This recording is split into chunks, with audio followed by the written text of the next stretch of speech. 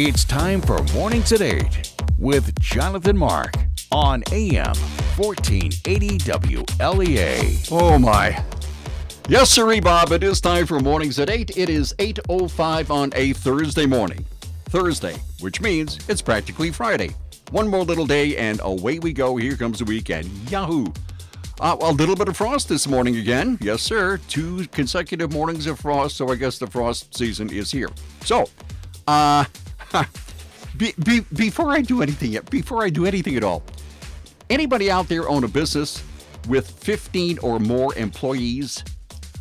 Well, if you do own that business with 15 or more employees, you are required, mandated by the state of New York, to take this sexual harassment course. And I'm not really saying I had to take the course, by the way. I'm not saying anything about no, it's not a how-to. No, this is not a how to harass somebody. It's how not to, okay? Now, harassment in the workplace is certainly a very, very bad thing. Most of it is just common sense, common courtesy, and, just use your head, right? But it was really interesting. That's all I'm saying. Okay, that's state mandated. Now, yes, sirree, Bob. The big news, the big news in Hornell and the entire Hornell area, really, is Hornell has received a $10 million award for the Downtown Revitalization Initiative. And this is gigantic news for the city of Hornell. And as I said, for the entire area, I guess. And Mayor John Buckley, Hornell Mayor John Buckley, will be on the Newsmaker after the 8:30 news to talk a little bit more about it. That is really big news. Now, the Southern Tier Regional Economic Development Council went through a competitive review process of proposals from the cities and villages throughout the region and considered all 7 criteria before awarding the money. And as I said, Mayor John Buckley will talk a lot more about this. This is really big stuff here. But they considered 7 criteria. And the criteria are: the downtown should be compact with well-defined boundaries. And it is, yes. The downtown is able to capitalize on prior and future private and public investment in the neighborhood and its immediate areas. There should be recent or impending job growth. That's good. The downtown must be an attractive and livable area for diverse populations of all ages, and it is. The municipality should already embrace or have the ability to create and implement policies that increase livability and quality of life. Right, including the use of local land banks, modern zoning codes, parking standards, complete streets plans, energy-efficient projects, green jobs, and transit-oriented development. Yes, it does. The municipality should have conducted an open and robust community engagement process resulting in a vision for downtown revitalization. And the municipality has identified transformative projects that will be ready for implementation with an infusion of DRI funds within the first 1 or 2 years. And yes, indeed, Hornell did qualify. So, wow. Lieutenant Governor Kathy Hochul was in Hornell yesterday and made the announcement. And boy, as I said, that's really big news. And the mayor will be on in about 20 minutes, maybe 25 minutes or so, and tell you more about that. That is really good stuff. $10 million will go a long way in the city of Hornell. Well, what's going on here? Well, we take our politics pretty seriously in the United States, right? What's going on in Washington, right? Pretty serious stuff. But it could get a little more violent, as it did in some state in southern Mexico. I got this from Fox News. Wow, they really take it seriously down there. Don't make any campaign promises you can't keep. Mexico mayor tied to truck and dragged through streets amid reported anger over unfulfilled campaign promise. 11 people were arrested in southern Mexico on Tuesday after the mayor of their village was dragged out of his office, beaten, and then tied to a pickup truck and dragged through the streets of the town, according to officials. The state attorney general's office in Tuxtla Gutiérrez said in a news release that the incident happened early Tuesday in the town of Las Margaritas, when a group of people stormed the office of Mayor Jorge Luis Escandón Hernandez's and caused damage to real estate. In other words, they tore the place up in addition to assaulting him. The angry group of farmers was demanding the mayor build a road he promised to construct during his campaign. So he promised to build this road, and apparently he hasn't gotten around to it yet. And so they beat him up. These farmers stormed his office, beat him up, dragged him out of the building, and forced him into the back of a pickup truck. And a surveillance video captured the moment the mayor was dragged along from the back of the truck through the streets of Santa Rita and Las Margaritas. So state troopers down there were eventually able to rescue the mayor. The incident caused a brawl between the locals and the local cops. 20 people were injured, 11 were arrested, and the state attorney general's office says in a news release that Mayor Hernandez is safe and sound and that he was examined by doctors after the incident. And this was a second attack this year by locals demanding the mayor fulfill his campaign promise to build the road. 4 months ago, a group of men trashed his office when he was not found there. So I guess if you're a mayor in Mexico, man, you really ought, if you make a campaign promise, be sure you keep it, because the locals will beat you up. Wow. You know, if we were like that here, I think things would be a lot better. I mean, people make promises all over the place, and they never keep them, you know. So, I'll say, so going from there in Mexico, we come back here. I found this on as a matter of fact, I found 2 stories on Breitbart about Elizabeth Warren, you know, one of the Addams family, those running for the Democrat nomination for president. Well, she has, let me see, headline is Elizabeth Warren's workers' plan will provide back pay to illegal aliens. Back pay to illegal aliens. Okay, how's that going to work? Well, the leading 2020 Democrat presidential primary candidate is vowing to fight for back pay for illegal aliens. Now, how does that work? Well, as part of Warren's Empowering American Workers and Raising Wages plan, illegal aliens who have worked illegally in the United States, sometimes by stealing Americans' identities and social security numbers, would become eligible to receive back pay for their previous work by amending the National Labor Relations Act. She says, ensuring employers can't exploit undocumented workers and drive down standards for all workers, the 2002 Supreme Court case Hoffman Plastic Compounds versus NLRB held that an undocumented worker could not receive the back pay he was owed from an employer who had violated the NLRA. The ruling was 5-4, and she says it's wrong and denies millions of undocumented workers redress for illegal firings or other retaliatory conduct by an employer, which I think is kind of interesting.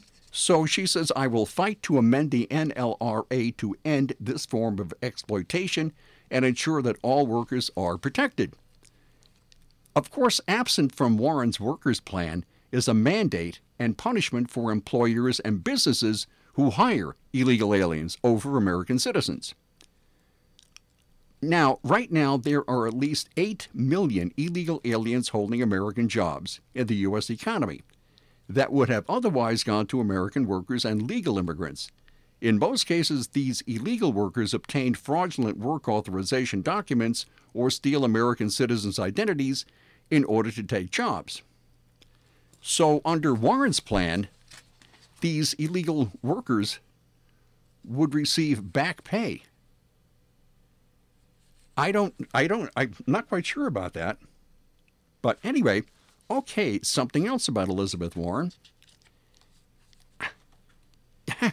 Elizabeth Warren touts plan to address environmental racism.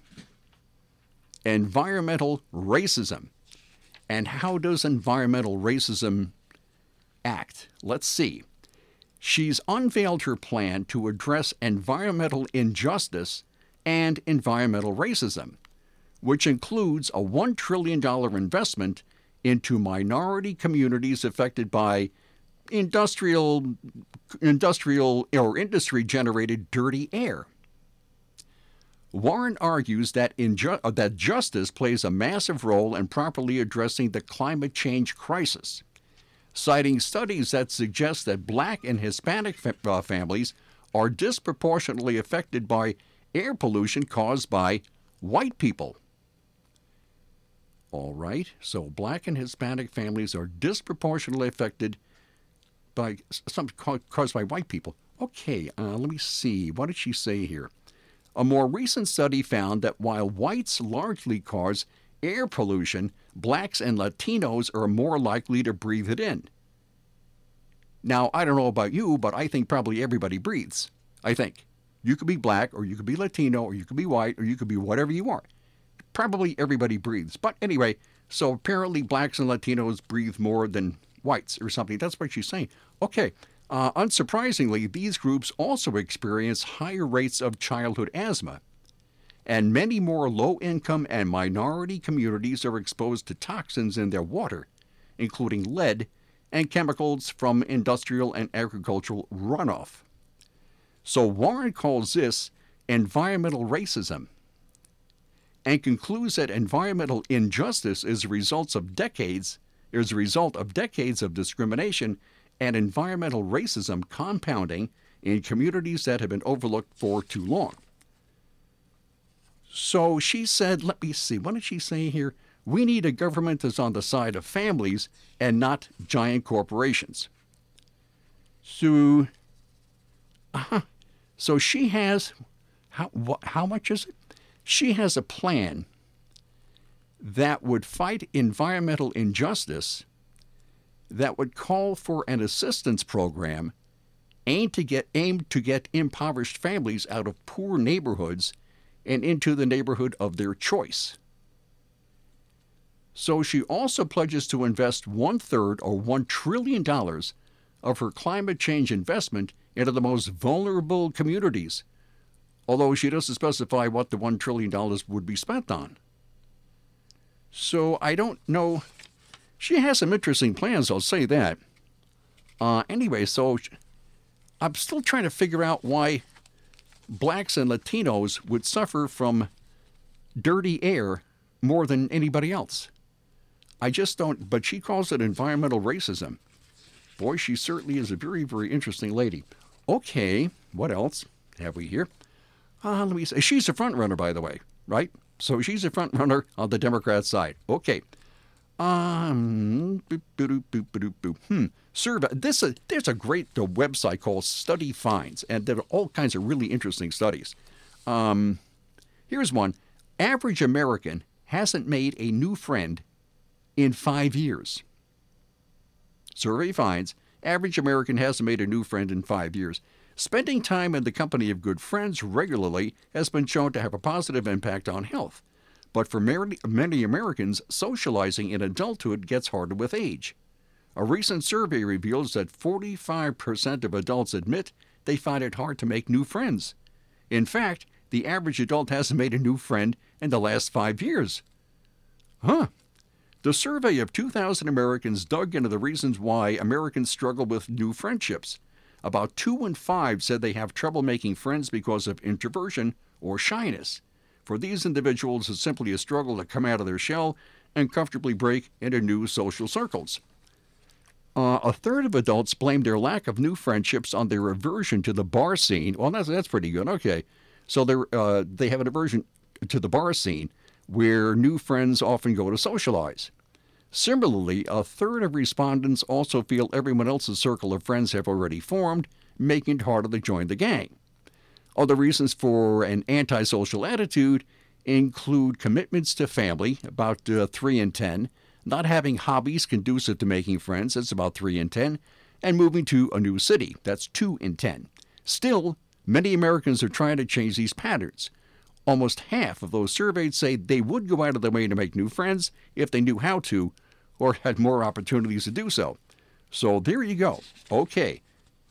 The average American has not made a new friend in 5 years. All right. It's sort of along the same lines here. This is from Study Finds also. Alarming number of seniors go entire week without talking to anyone. That's kind of sad. And this survey was done in England, in the UK. For most of us, it says here, the older we get, the more we slow down physically. But for some, growing old also means slowing down socially. So much to the point that some homebodied seniors go days with little or no human interaction. That's really sad. A new survey of British elders sheds light on this as sad but true effect of aging, noting that hundreds of thousands of people often go a week without speaking to a single person. A whole week without speaking to anybody? Okay, according to the survey of about 1,900 seniors over 65 in the UK, more than 1 in 5 will have a conversation with no more than just 3 people over the span of a week. And that translates to nearly 2.6 million elderly folks who don't enjoy regular human contact on a daily basis. Perhaps most alarming, it says here, though, is researchers say an alarming 225,000 individuals will go a week without talking to anyone. Wow. That really is sad. Human contact is very important. I mean, it really is. It says here that loneliness is a huge problem. Yeah, I guess so. It says loneliness is a huge problem because retirement, bereavement, and ill health mean many older people find they're spending a lot less time enjoying the company of others than they like. Loneliness can affect your health, your well-being, and the way you see yourself, and it can make you feel invisible and forgotten. Well, anyway, there you go. So go out and do something. Or let's say that you know an elderly person, right? You know they're there. Why don't you give them a call? Give them a call or stop by and knock on a door and just chat. You know, talking very, very important, right? And if you know an elderly person and they really don't go out much and they don't have many friends, just give them a call. You know, it's very important. Okay. Insurance. Insurance is very important too. That's right. And try going without insurance. Insurance is pretty important. How about the Ryan agencies? You can do no better. The Ryan agencies. They have offices in Hornell, Jasper, and Wellsville. Well, the Ryan agencies are insurance experts. They offer sound, unbiased advice. They are beholden to no one company, no one insurance company. They have all these insurance companies at their disposal. And when you go to the Ryan agencies, you say, look, I need insurance for this or that. They'll say, okay, well, let me see. There's a company. No. How about this one? This is probably the best for you. For your needs, your circumstances, all that, they will find the best insurance company for you because they are insurance experts. As I said, they're friendly and they're local, and they are the Ryan agencies.